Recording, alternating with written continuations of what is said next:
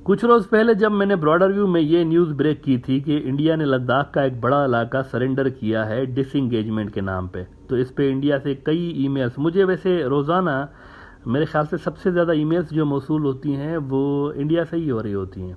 और बहुत सारे लोगों ने मुझे कहा कि डिटेल में बताएं कि वहाँ पर क्या हो रहा है और किस तरह से।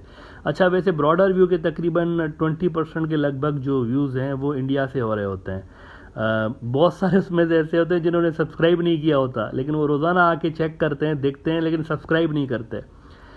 नाउ सबसे पहले तो ये याद रखें कि 2019 से लेकर 3 मरतबा बड़े इलाके इंडिया अपने सरेंडर कर चुका है। आई शुड से कि इंडिया नहीं, बीजेपी और मोदी सरेंडर कर चुका है। मैं हमेशा इंडिया को अलग रखता हूँ, बीजेपी और मोदी को अलग रखता हूँ। ये दो अलग अलग चीज़ें हैं। ये जो आप देखते हैं ना आरएसएस और BJP, this is not real India. असल इंडिया ये नहीं है। असल इंडिया बहुत प्यारा और बहुत बेहतरीन किस्म के लोग हैं वहाँ पर। ये इंतहा पसंद एक फाशिस्ट रिजीम है, ये इंडिया को रिप्रेजेंट नहीं करता। इंडिया इस तरह का नहीं है। इनकी बस एक लक है कि आजकल चूँकि चाइना की वजह से अमेरिका को इनकी ज़रूरत है, बल्कि 2014 से लेके एक मजबूत हुकूमत की ज़रूरत है अमेरिका को और वेस्ट को इंडिया के अंदर, क्योंकि उनको चाइना को काउंटर करना है और उसके लिए उनका सबसे बड़ा इत्तेहादी इंडिया है। तो इसीलिए बीजेपी आरएसएस चल रहे हैं। जिस दिन वेस्ट और अमेरिका के इंटरेस्ट इनमें ख़त्म हो गए ना, या डाइवर्ट हो गए ये दूसरी तरफ, तो ये उसी दिन इनको धपड़धूस करने की कोशिश कर सकते हैं वेस्ट वाले। और इनको डिसमेंटल करना इस वक्त भी मैं समझता हूँ बड़ा आसान है वेस्ट के लिए। अगर वो चाहते हैं तो यहाँ पर रिजीम चेंज करवा सकते हैं, क्योंकि ये ज़्यादा पॉपुलर पब्लिक लेवल पर नहीं है। इंडिया के अंदर बड़ी तादाद ऐसे जो कि इनको पसंद नहीं करती। आप देखिए पूरा का पूरा साउथ इंडिया, पूरा का पूरा साउथ इंडिया आप देख लें, वहाँ पर इनको पसंद नहीं किया जाता। नॉर्थ इंडिया के अंदर कुछ रियासतों में, यूपी है और वहाँ पर बहुत सारी और रियासतें हैं नॉर्थ इंडिया में, जहाँ पर इनको पसंद किया जाता है। ना इनको नॉर्थ ईस्ट के अंदर पसंद किया जाता है, ना इनको इंडिया के जो साउथ के इलाके हैं वहाँ पर पसंद किया जाता है। ये जो टोला है ना, आपको नॉर्थ में ज़्यादा मिलता है और बाकी जगहों पर ये एमपीज़ खरीदते हैं, एमएलएज खरीदते हैं और इस तरह से जो है वो 2 नंबरी करके और मैंडेट चुराने की कोशिश करते हैं। अभी भी गोवा के अंदर इन्होंने मैंडेट चुराई है कांग्रेस की। 11 उधर एमएलएज हैं जो कि इलेक्ट होके आते हैं, गवर्नमेंट बनाते हैं। 11 में से 8 इन्होंने ले लिए, बंदे खरीद लिए पैसे चला के। इसी तरह से इन्होंने कोशिश की वेस्ट बंगाल के अंदर सुवेंदु अधिकारी, जो कि ममता बनर्जी की पार्टी का बंदा था, उसको इन्होंने खरीद लिया। उसके साथ साथ कुछ और लोगों को भी खरीदा है इन्होंने। लेकिन चूंकि ममता बनर्जी एक बड़े कदावर लीडर है वहाँ पर, तो वहाँ उसका वोट बैंक काटना इतना आसान नहीं है। मोस्टली जो वोट पड़ता है उसके नाम का पड़ता है। इसी तरह फिर आप देखें कि महाराष्ट्र के अंदर आप देखें शिवसेना के साथ इन्होंने क्या हशर किया है वहाँ पर। उनके बंदे इन्होंने तोड़े हैं, पीछे ये हैं। इसी तरह अरविंद केजरीवाल की पार्टी को तोड़ने की कोशिशें कर रहे हैं। पैसा चलाते हैं, पावर चलाते हैं, ब्लैकमेल करते हैं लोगों को। इस तरह से ये पार्टियां जो हैं तोड़ते हैं, गवर्नमेंट्स बनाने की कोशिश कर रहे होते हैं। पब्लिक लेवल पर अगर इनकी सपोर्ट होती ना, तो उनको ये 2 नंबरियां करने की जरूरत नहीं पेश आती। इसका मतलब है इंडिया के अंदर बहुत बड़ा हल्का इनको पसंद नहीं करता। आरएसएस और बीजेपी के माइंडसेट को पसंद नहीं करता। सेक्युलरिज्म वहाँ पर ज़्यादा अभी भी बहुत ज़्यादा मेजॉरिटी जो लोग हैं वो सेक्युलरिज्म को ही पसंद कर रहे होते हैं ना। ये जो भी टोला आया हुआ इंडिया के अंदर 2019 से लेके 3 मरतबा बड़े इलाके इंडिया के खामोशी के साथ सरेंडर कर चुका है। अभी जो दीम चौक, ये जो लद्दाख का दीम चौक का इलाका है, देसपांग का इलाका है, ये इन्होंने अभी दिया है ना 2-4 रोज पहले। ये चौथी बार हुआ है कि इन्होंने सरेंडर किया है। एक तो अरुणाचल प्रदेश में इन्होंने ये सेम गंद किया, जहाँ पर चाइनीज गांव बन गए।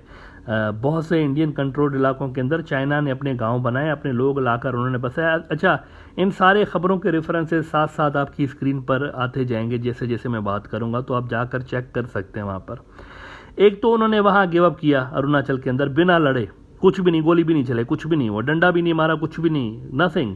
वो ज़मीन उन्होंने चाइना को दे दी। और जो चाइना के सरकारी खाते हैं ना, सरकारी जो वहाँ पर डिपार्टमेंट्स हैं, उनके अंदर वो ज़मीनें रजिस्टर्ड हो चुकी हैं प्रॉपरली। वहाँ पर यूटिलिटी बिल्स आने लगे हैं रेजिडेंट्स को, जो चाइना के रेजिडेंट्स हैं उनको बिल्स आने लगे हैं। इसका मतलब है गवर्नमेंट के खाते में आ गई वो ज़मीन। एक तो वो उन्होंने गंवाया। दूसरा, सिक्किम का जो नाथुला का इलाका है ना, चुम्बी वैली के पास, यहाँ पर इंडिया पीछे हटा है। वो भी खबर नहीं आई गोदी मीडिया के अंदर। चुम्बी वैली में भी इन्होंने बहुत सारा इलाका गिव अप किया है। तीसरा, इन्होंने लद्दाख के अंदर पहले पेंगोंग सो, लद्दाख में सबसे ज्यादा जमीन इन्होंने गिव अप किया है। पहले पेंगोंग जो झील है ना, वहां से ये वापस हुए गुज़िश्ता साल। भक्तों को याद दिलाना पड़ता है ना, क्या करें, चड्डी गैंग जो है इनको याद दिलाना पड़ता है। आमिर खान की जो 3 इडियट्स मूवी है, इसकी शूटिंग यहाँ पर हुई थी पेंगोंग झील पे। उस वक्त ये इंडिया की जो एडमिनिस्ट्रेशन है उससे इजाज़त लेकर गया था। अभी वहाँ पर शूटिंग करने के लिए चाइना से इजाज़त लेनी पड़ती है। तो वो इलाका इन्होंने सबसे पहले चीन को सरेंडर किया था। और अब इन्होंने चौथी मर्तबा 2-3 रोज पहले बहुत बड़ा इलाका चाइना को गिव अप किया है। 3 जगहों पे इन्होंने गिव अप किया है इस बार। एक तो उन्होंने हॉट स्प्रिंग का इलाका गिव अप कर दिया। अब बहुत सारे लोग इसको, गोदी मीडिया रिपोर्ट कर रहा है कि ये डिसएंगेजमेंट हुई है। डिसएंगेजमेंट नहीं, हॉट स्प्रिंग भी सरेंडर हुआ है। बेसिकली ये सरेंडर हुआ है, ऐसे सरेंडर हुआ है कि ये जो हॉट स्प्रिंग पर बफर जोन बने हैं, नो मैंस लैंड बनी है बफर जोन, ये जो है ना इंडियन इलाके में बना। इंडिया अपने इलाके में पीछे आके बफर जोन बना रहा है।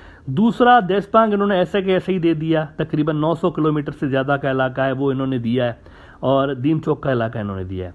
आज क्या हुआ है कि यूरोप के सबसे बड़े अखबारों में से एक द गार्डियन में एक शॉकिंग स्टोरी आई है आज 19 सितंबर को। द गार्डियन खबर लगा रहा है कि Indian government accused of ceding land in Himalayas to China, locals claim buffer zones have been established in areas previously under Indian control. अब नागपुर में बैठा चड्डी गैंग का सिपाही भले ही कहता हो इमोशनल हो के, गुस्से में आकर, ये प्रोपेगेंडा है, ऐसा नहीं हो सकता, हमारा जो मित्र है सज्जन छप्पन छाती, ये लाल आंख सब कुछ, वो ऐसा कर ही नहीं सकता। लेकिन उस इलाके का जो सरकारी ऑफिशियल है ना, काउंसलर वहाँ का, देखें वो क्या कह रहा है। द गार्डियन खबर लगा रहा है उसी के हवाले से। ये काउंसलर कह रहा है वहाँ का सरकारी जो इलेक्टेड बंदा है, our army is vacating areas which were not disputed at all while Chinese troops are stationed in the areas traditionally patrolled by India, said Kanchok Stanzin, an elected councillor। वहाँ लोकल जो लोग हैं वहाँ के इलाके का चप्पा चप्पा जानता है वो बंदा, उसका घर है वहाँ पर उन इलाकों के अंदर, ये उसका अपना मोहल्ला है यूँ समझे। वहाँ लोकल इलेक्टेड बंदा कह रहा है कि हमारे जो इलाके हैं वो जाते जा रहे हैं, दिन ब दिन जो है इंडिया सरेंडर करता जा रहा है। और यही नहीं, आप जरा आगे सुने कि बीजेपी ने कितना बड़ा फ्रॉड किया हुआ है इंडिया के साथ, पब्लिक के साथ कितना बड़ा फ्रॉड किया है। द गार्डियन के अंदर ये जो काउंसलर साहब हैं ये मजीद कह रहे हैं, इनका नाम वैसे स्टैंजिन है, वो लिख रहे हैं गार्डियन वाले कि स्टैंजिन claimed that India had already given up territory to China during a 2021 agreement to withdraw from contested areas around Ladakh's Lake Pangong. We raised similar concerns in earlier disengagement, like in the Pangong Tso area, where our army again lost a huge area. European media है, देखें गोदी media such report करे ना करे, लेकिन European media जो है वो तो सच रिपोर्ट कर रहा है, ग्राउंड रियलिटीज बता रहा है, लोकल्स की ज़बानी आपको बता रहा है। अब ये तो वो इवेंट्स हैं जो कि हो गए ना, ये तो गए इलाके। जब एक वो कहते हैं ना तीर कमान से निकल जाता है तो वापस नहीं आता। आपको क्या लगता है ये जो चाइनीज़ आके बैठ गए तो क्या वापस जाने के लिए बैठे हुए हैं? नहीं जाएंगे, ये मज़ीद आगे आएंगे। पूरे लद्दाख पे क्लेम है भाई, यहाँ तक क्लेम नहीं है LAC वगैरह कुछ नहीं, पूरा लद्दाख का एरिया जो है वो तिब्बत जो है पाम है और ये सारी फिंगर्स हैं उसकी, अकॉर्डिंग टू चेयरमैन माओ। ये तो हो गए, सरेंडर हो गए। अब इन इलाकों में जो सरेंडर किए गए इसमें देशपांग का इलाका जो है स्ट्रेटेजिकली बहुत ही इम्पोर्टेंट है। इसको सरेंडर करने का मतलब एक ये भी है कि इंडिया और पाकिस्तान के दरमियान जो एक मुश्किल तरीन लेकिन स्ट्रेटेजिकली इम्पोर्टेंट इलाका है सियाचिन का, ये इंडिया को नियर फ्यूचर में खुद ही खाली करना पड़ सकता है। कुछ रोज़ पहले मैंने आपको बताया था कि देशपांग के इलाके पे चीन के आने से इंडिया की एक्सेस अपने दौलत बेग ओल्डी एयरबेस तक कट ऑफ हो गई है। जब तक चीन यहाँ देशपांग में है, इंडिया की मूवमेंट इस पूरे इलाके समेत दौलत बेग ओल्डी की तरफ जाने वाले रास्ते में रिस्ट्रिक्टेड हो गई है। लेकिन इसके अलावा एक और भी इलाका है जहाँ पर इंडियन ट्रूप्स को अपनी मूवमेंट रिस्ट्रिक्ट करना पड़ सकती है इन केस यहाँ पर अगर क्लैशेस छिड़ते हैं ना पाकिस्तान के और इनके या चाइना और इंडिया के, तो एक और इलाके की तरफ इंडिया की मूवमेंट रिस्ट्रिक्टेड हो जाएगी, एक्सेस नहीं होगी उनके पास वहाँ जाने के लिए। और वो इलाका है सियाचिन का। दौलत बेग ओल्डी सियाचिन के पास है और यहाँ पर चाइनीज ट्रूप्स की प्रेजेंस इंडिया को सियाचिन में भी हॉन्ट कर सकती है। इसीलिए इंडिया सियाचिन बचाने के लिए खुद इस साल पाकिस्तान को ऑफर कर चुका है पहले ही कि हम अपनी फौज सियाचिन से हटाने को तैयार हैं अगर आप भी अपनी फौज हटा दें। इंडिया ने ऑफर की हुई है, यानी कि वो पाकिस्तान को कह चुके हैं पहले ही कि फॉर नाउ यहाँ पर भी बफर जोन बनाते हैं सियाचिन में, इसको नो मैंस लैंड बनाते हैं, ना आपका ना हमारा, इस तरह इसको करते हैं।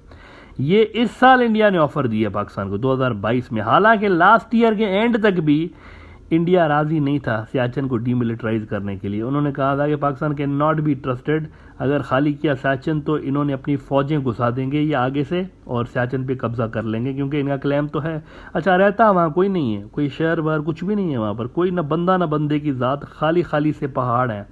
माइनस में हमेशा टेम्परेचर वहाँ पर रहता है ऑलमोस्ट सारा साल। दुनिया का सबसे ऊंचा मिलिट्री बेस है, लेकिन स्ट्रेटेजिक अहमियत चूंकि ज़्यादा है बहुत इसकी, इसलिए दोनों मुल्कों की फौजें वहाँ पर रहती हैं। इंडिया जानता है कि चाइना ने अब देश पाक से हटना नहीं है पीछे, और फोर्स हम यूज़ कर नहीं सकते चाइना के खिलाफ उनको हटाने के लिए, बिकॉज मिलिट्री गैप बहुत ज़्यादा है उनके और हमारे बीच। डीबीओ और सियाचिन पे इंडिया को खतरे के बादल नजर आ रहे हैं। डीबीओ तो गया ना हाथ से, वो एयरबेस तो चाइना दोबारा उनको ऑपरेशनल शायद ना करने दे, लेकिन सियाचिन पे इंडिया की जो पोजीशन है वो कमज़ोर होने का मतलब है कि मोदी सरकार डीमिलिटराइजेशन की आड़ में पाकिस्तान को ये इलाका सरेंडर कर सकती है टू अवॉइड डैमेजेस। क्योंकि इस वक्त टू फ्रंट्स की वजह से, चाइनीज फ्रंट और पाकिस्तानी फ्रंट, टू फ्रंट्स की वजह से मिलिटरली सियाचिन को डिफेंड करना तकरीबन इंडिया के लिए नामुमकिन सा होता जा रहा है। जब तक चाइना देशपांग के ऊपर मौजूद है, पाकिस्तान को इसका एडवांटेज मिलेगा, एज मिलेगा सियाचिन के महाज पे, और इंडिया के लिए सियाचिन बचाना